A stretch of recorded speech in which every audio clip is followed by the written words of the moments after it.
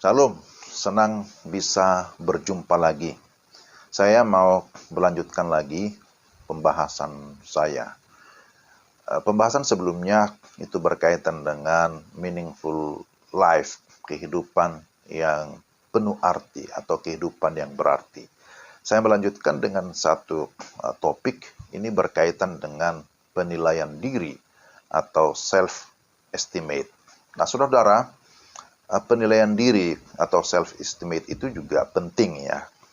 Bahwa kita berkata-kata, kita bertindak, itu tentu berdasarkan nilai-nilai ataupun cara pandang yang kita miliki.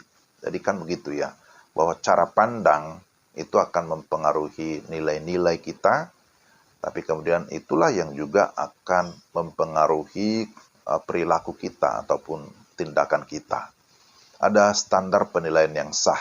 Ya, jikalau tidak, kalau tidak ada value, tidak ada world view, cara pandang, maka kehidupan kita akan kacau ya. Kehidupan akan berantakan, hancur tanpa bijaksana.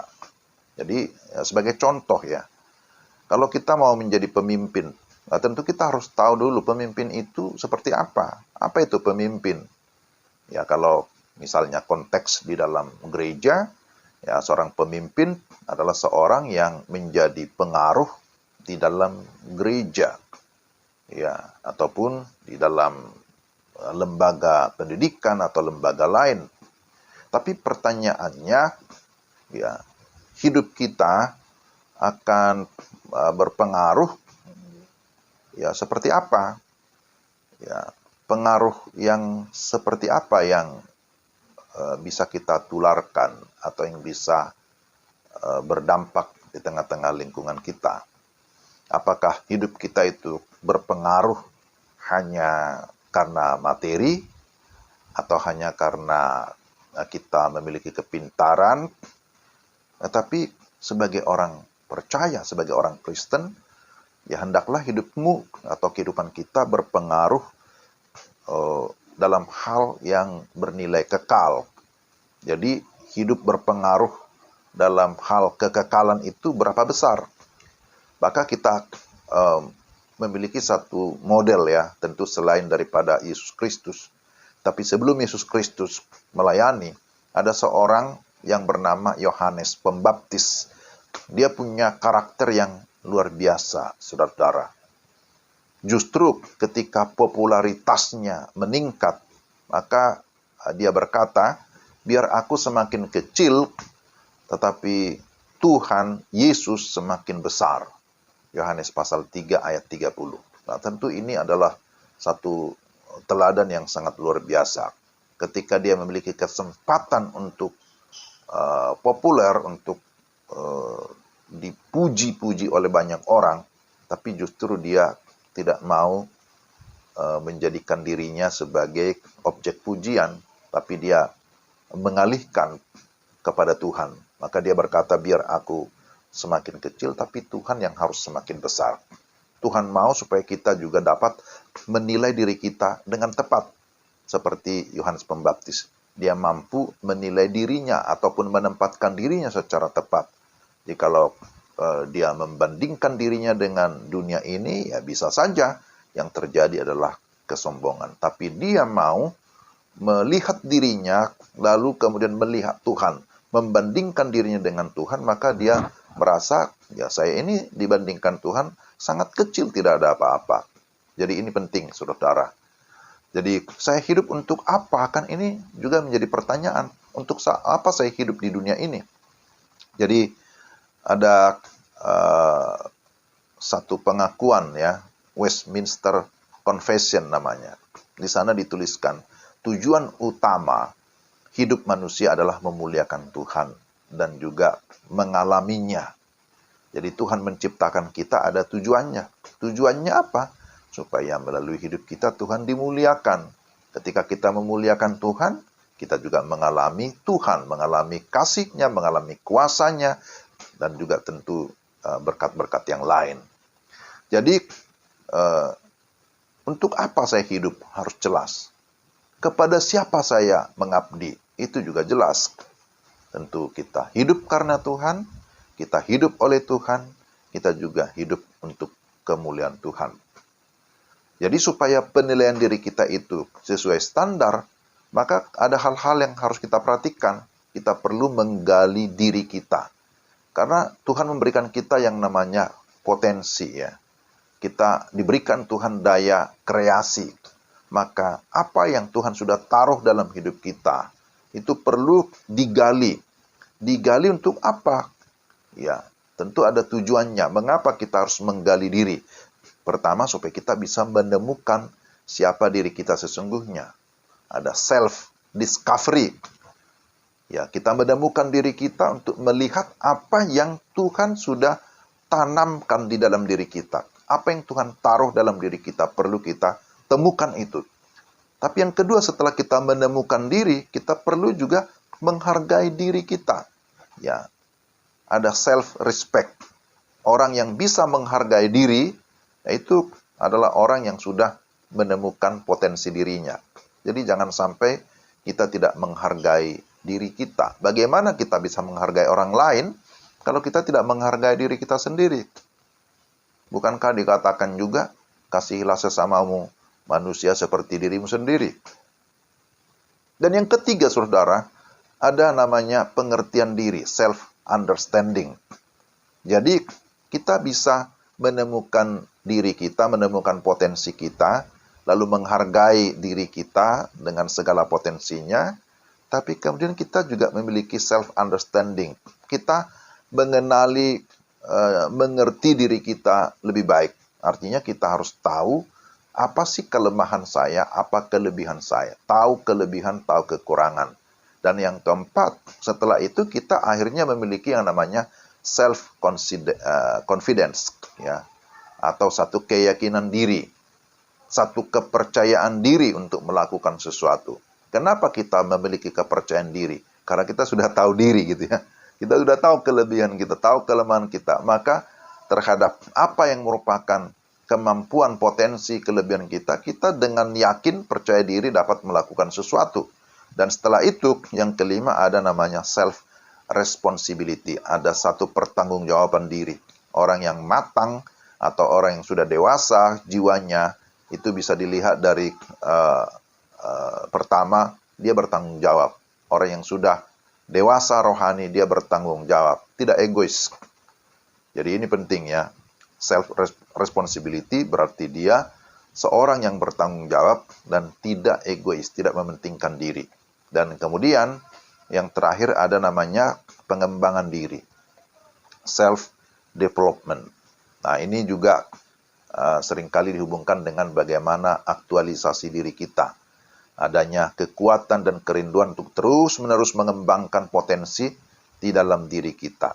Dan potensi diri kita ya tentu ditentukan oleh ya sifat kekekalan, itu sudah pasti ya.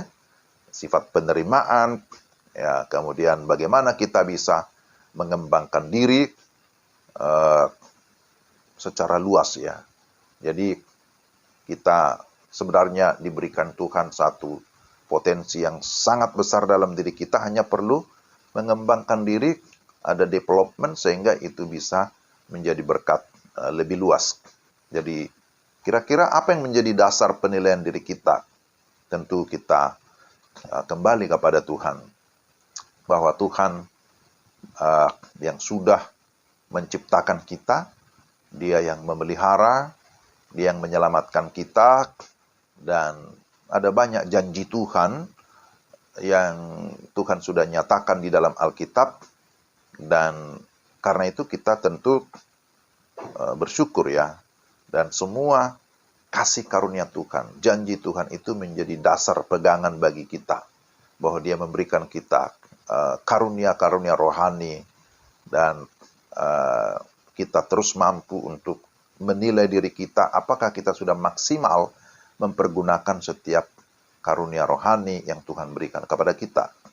Tapi juga di dalam segala kerendahan hati, di dalam segala kesadaran dan keterbukaan, ya kita juga harus mampu mengevaluasi diri kita, menilai diri.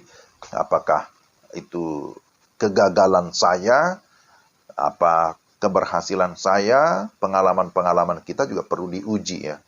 Apakah pengalaman-pengalaman rohani kita memang sesuai dengan firman Tuhan, membawa kepada pertumbuhan.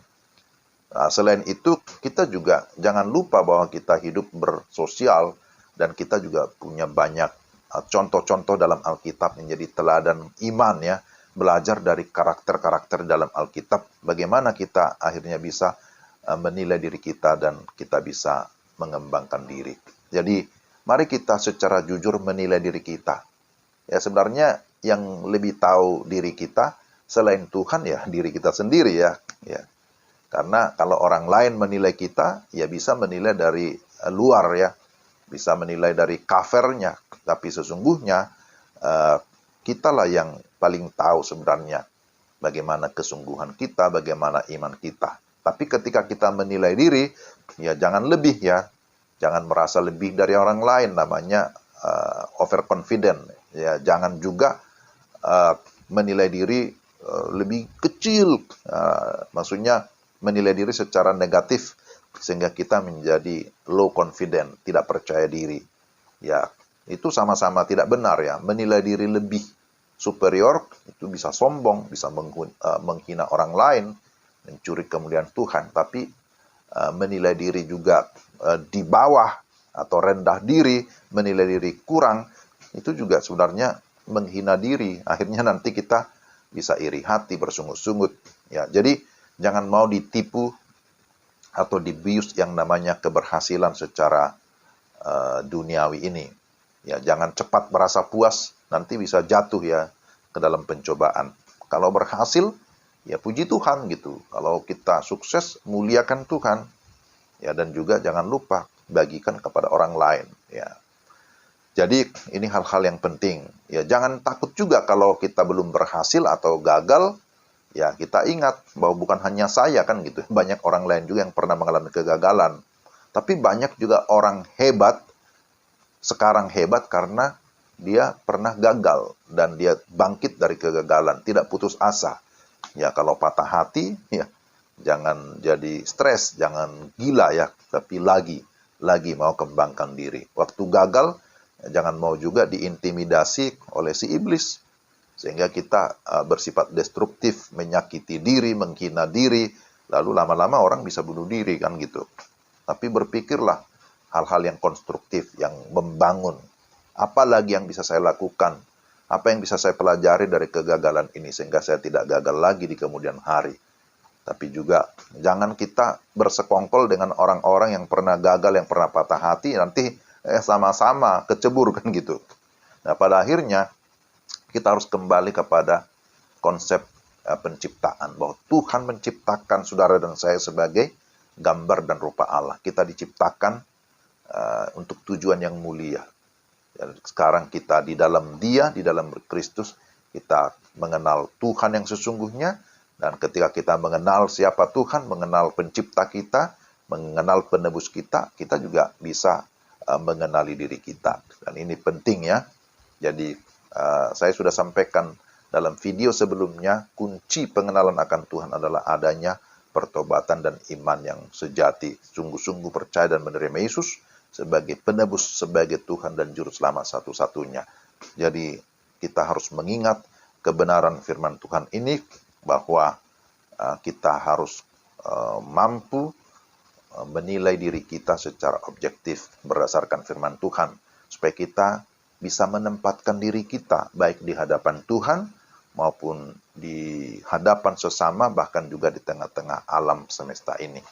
Jadi luar biasa ya, mari kita tetap bersemangat karena Tuhan memberikan kita potensi yang luar biasa dan kita mengembangkannya untuk bisa menjadi berkat bagi banyak orang.